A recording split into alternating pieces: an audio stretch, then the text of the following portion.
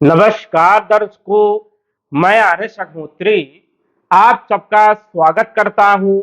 दर्शकों, आज हम बात करेंगे वृषभ राशि वालों के बारे में। वृषभ राशि वालों के लिए जुलाई, अगस्त और सितंबर ये तीनों महीने कैसे रहने वाले हैं। इन तीनों महीनों में कौन कौन से ग्रहों का राशि परिवर्तन होगा, ग्रहों के राशि परिवर्तन से कौन कौन से क्षेत्रों में क्या क्या बदलाव देखने को मिलेगा। हम बात करेंगे आपके संपूर्ण क्षेत्रों के बारे में।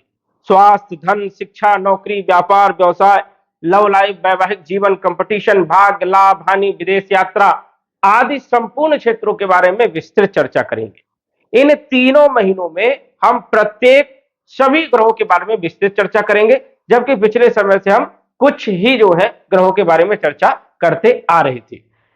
यदि हम बात करें जुलाई के महीने में, तो जुलाई के महीने में ग्रहों की जो स्थिति है वो इस प्रकार से है।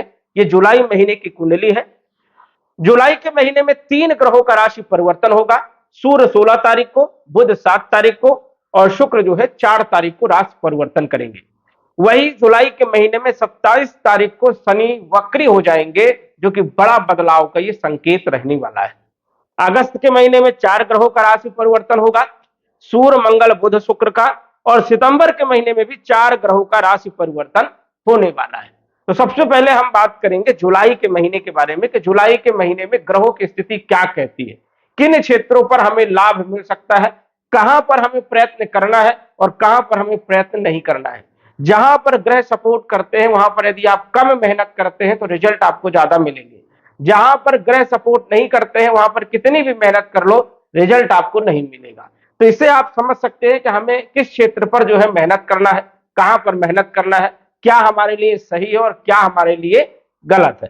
तो सबसे पहले तो हम बात करेंगे वृषभ राशि के स्वामी शुक्र देव के बारे में, जो कि लगन के भी स्वामी है, राशि के भी स्वामी है और आपके छठे भाव के भी मालिक है। 2 नंबर शुक्र का होता है और 7 नंबर भी शुक्र का होता है।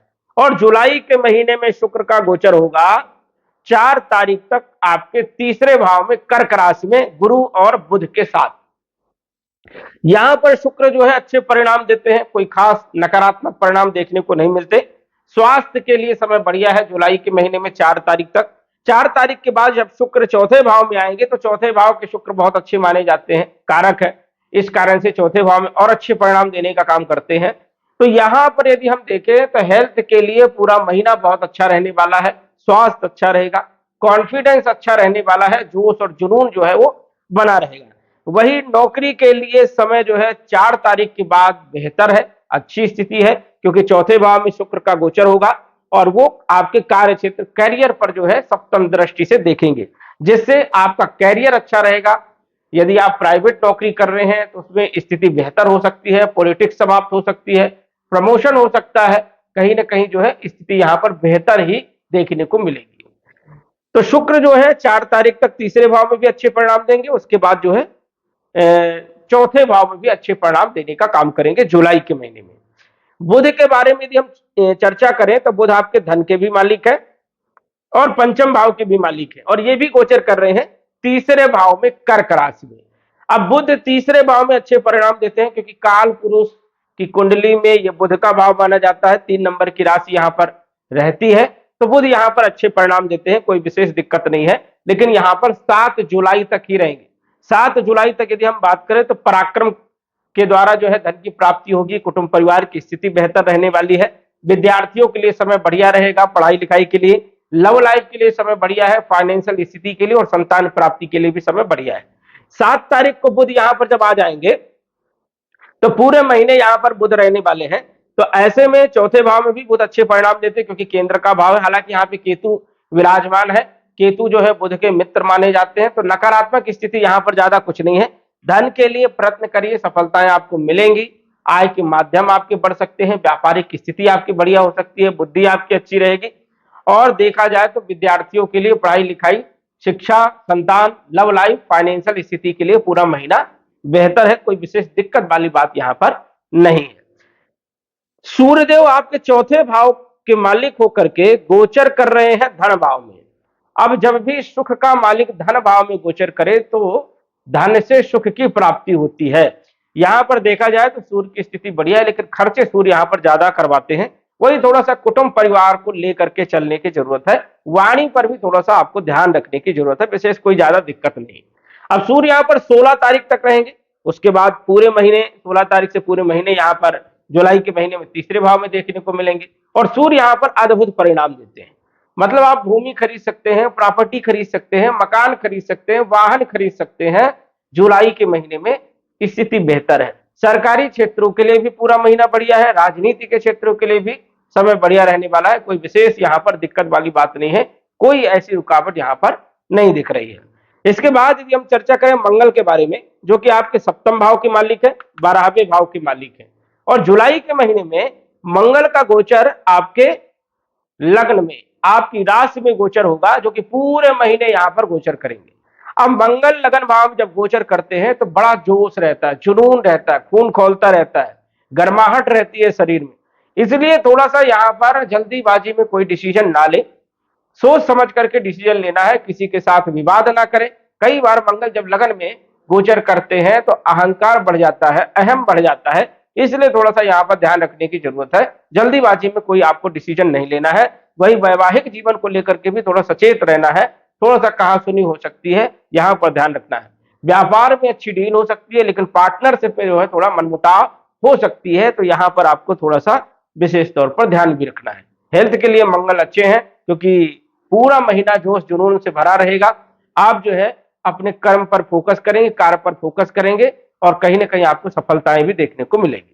विदेश की यात्राओं के लिए भी जुलाई का महीना आपके लिए बढ़िया है। यात्राएं कर सकते हैं, विदेश जा सकते हैं, चाहे नौकरी हो, चाहे व्यापार हो, चाहे आप घूमने जा सकते हैं।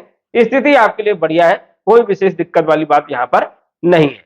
देव गुरु बृहस्पति आपके अष्टम भाव के भी मालिक है और आपके एकादश भाव के भी मालिक है, जो कि उच्च राशि में तृतीय भाव में गोचर कर रहे हैं। अब जुलाई के महीने में गुरु थोड़ा स्ट्रॉन्ग स्थिति में रहने वाले हैं, तो अच्छे रिजल्ट भी मिलने वाले हैं। देखा जाए तो लाभ होगा, इच्छा की पूर्ति होगी, आमदनी आपकी बढ़ेगी, धन के स्रोत पैदा करने का काम करेंगे, क्योंकि धन के कारक है। विवाह के लिए समय बढ़िया है, विवाह के लिए रिश्ते आएंगे, क्योंकि सीधे पंचम दृष्टि विवाह के भाव में पड़ रही है।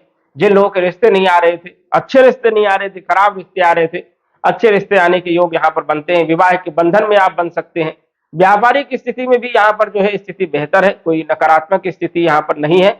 दैनिक आय में वृद्धि भी करने का काम करेंगे। भाग्य भाव में नवम भाव में इनकी दृष्टि होने के कारण, सप्तम दृष्टि होने के कारण भाग्य का पूरा साथ मिलेगा, और इनकी नवम दृष्टि लाभ भाव में होने के कारण लाभ होगा, आय में वृद्धि होगी। अपनी ही राशि में गुरु की दृष्टि होने के कारण जो है गुरु के फलों में बढ़ोतरी होगी। तो ये एक अच्छी स्थिति है कि गुरु आपको पूर्ण रूप से सहायता करने वाले हैं, और गुरु आपको जुलाई के महीने में भी सहायता करेंगे, अगस्त के महीने में भी सहायता करेंगे, और सितंबर के महीने में भी गुरु आपके लिए बढ़िया है। क्योंकि गुरु जो है राशि परिवर्तन नहीं करेंगे, ना ही जुलाई में करेंगे, ना ही अगस्त में करेंगे, और ना ही सितंबर में करेंगे, यहां पर ही विराजमान रहेंगे। तो तीनों महीने जो है आपको अच्छे परिणाम मिलने वाले हैं, और गुरु कहीं ना कहीं जो है आपके कार्य क्षेत्र पर विशेष प्रभाव डालने का काम करेगा। यदि आप व्यापार करते हैं, बिजनेस करते हैं, तो एक अच्छी स्थिति यहां पर रहने वाली है। इसके बाद यदि हम चर्चा करें आपके शनि के बारे में, जो नवम भाव के भी मालिक है, दसम भाव के भी मालिक है, एकादश भाव में गोचर कर रहे हैं, अच्छी पोजीशन में है। और अब तो शनि आपके लिए बेहद शुभ हो गए हैं, क्योंकि शुभ ग्रह की दृष्टि शनि के ऊपर पड़ रही है। और शनि कहां बैठे हैं? देवगुरु बृहस्पति के घर में, और बृहस्पति अपने घर को देख रहे हैं। तो शनि चाह कर भी कुछ बिगाड़ नहीं सकते हैं, क्योंकि गुरु के अनुसार ही शनि को काम करना पड़ेगा। एक तो गुरु के घर में शनि बैठे हैं, दूसरी गुरु की दृष्टि पड़ रही है शनि के ऊपर अपने घर में। तो इस कारण से शनि को गुरु के अनुसार ही अब चलना पड़ेगा, और शनि आपको अच्छे परिणाम देंगे, क्योंकि गुरु इस समय आपके लिए पॉजिटिव है, अच्छी स्थिति में है। तो स्वाभाविक है गुरु के कारक तत्वों में वृद्धि होगी। गुरु धन के कारक है तो धन में वृद्धि होगी। गुरु विवाह के कारक है, जिनका विवाह नहीं हुआ विवाह के योग बनेगा। और वैसे भी दोहरा गोचर भी इसे कह सकते हैं। यदि शनि और गुरु का संबंध यदि बनता है तो विवाह के लिए उपयुक्त माना जाता है। तो यहाँ पर विवाह के लिए, विवाह के बंधन में बंधने के लिए ये समय बड़ा उपयुक्त है, एक अच्छा समय है। वही देखा जाए तो शनि आपके भाग्य के मालिक है, तो भाग्य का पूरा साथ भी मिलेगा। रुके हुए आपके काम बनने वाले हैं। एंड टाइम पे जो काम बिगड़ जा रहे थे वो काम आपके बनेंगे। पिछले रुके हुए जो काम थे वो भी जो है बनने के आसार यहाँ पर बनते हैं। शनि जो है जुलाई, अगस्त और सितंबर ये तीनों महीने एक्टिव रहने वाले हैं, क्योंकि ये युवा अवस्था में गोचर करेंगे और 100% रिजल्ट देने का काम करेंगे। इनकी गति में बदलाव देखने को मिलेगा, क्योंकि शनि एक महीने में एक ही डिग्री गोचर करते हैं, जबकि ये वक्री होते हैं तो इनकी गति में परिवर्तन होता है। ये 2 डिग्री, 3 डिग्री और यहां तक कि कई बार 4 डिग्री तक एक महीने में गोचर करने का प्रयास करते हैं।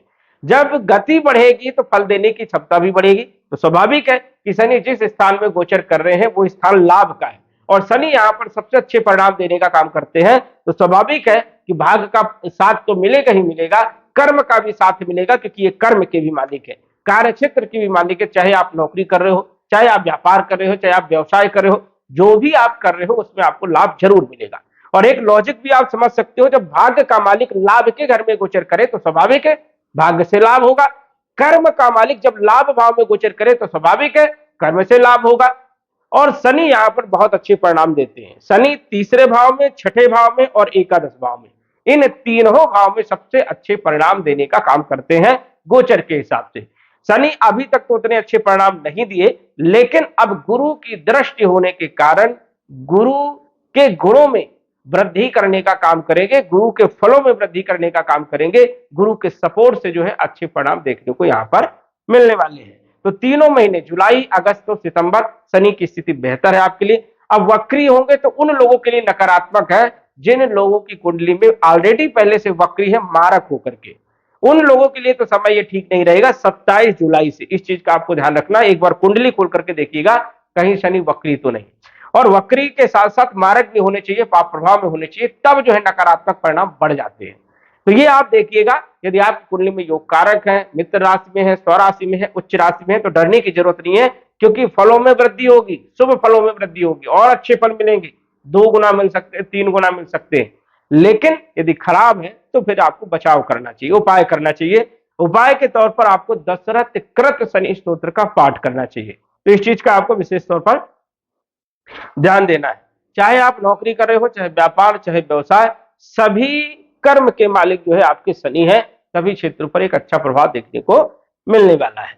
इसके बाद यदि हम बात करें राहु के बारे में, राहु भी दिसंबर के महीने में राशि परिवर्तन करेंगे।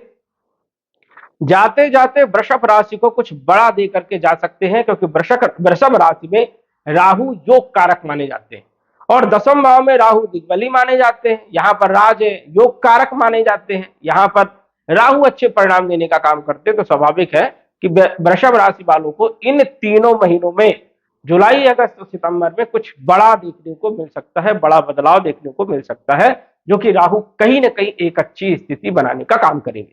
अब राहु की पंचम दृष्टि धन भाव में होने के कारण धन में भी वृद्धि करने का काम करेंगे, कुटुंब परिवार में भी वृद्धि करेंगे, आय के माध्यमों को बढ़ाएंगे।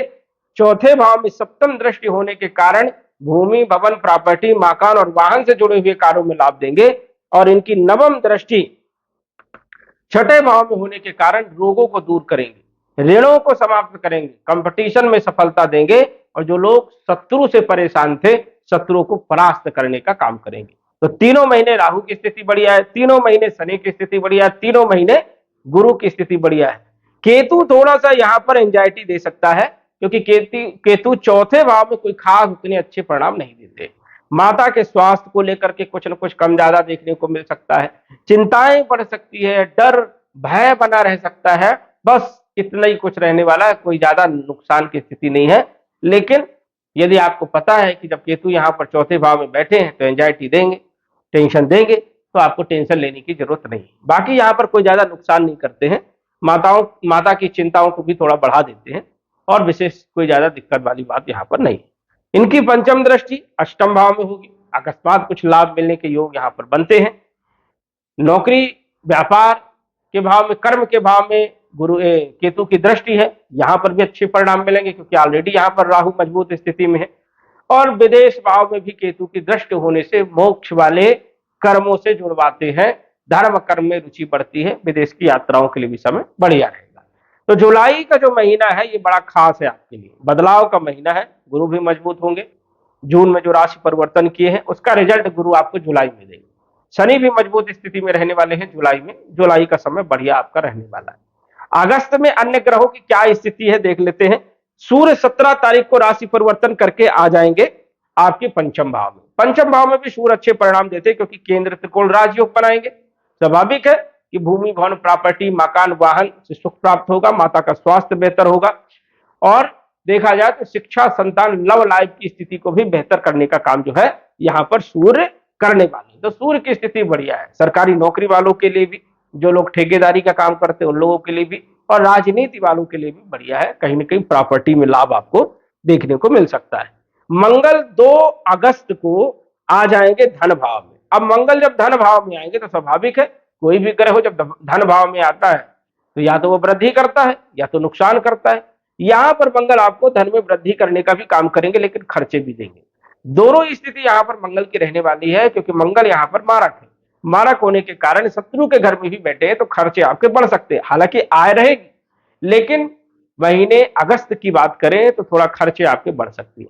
गलत जगह आपका पैसा खर्च हो सकता है, फिजूल का खर्चा हो सकता है, हॉस्पिटल में खर्चे हो सकते हैं, चोट चपेट लग जाए हॉस्पिटल दौड़ना पड़ सकता है या फिर आपके धर्मपत्नी के कारण कुछ खर्चे हो सकते हैं, ऐसी भी संभावनाएं बनती है। तो धन खर्चे के योग जो है अगस्त के महीने में मंगल देने का काम करने वाले हैं और ये जो है सितंबर के महीने में 18 तारीख तक यहां पर रहने वाले हैं।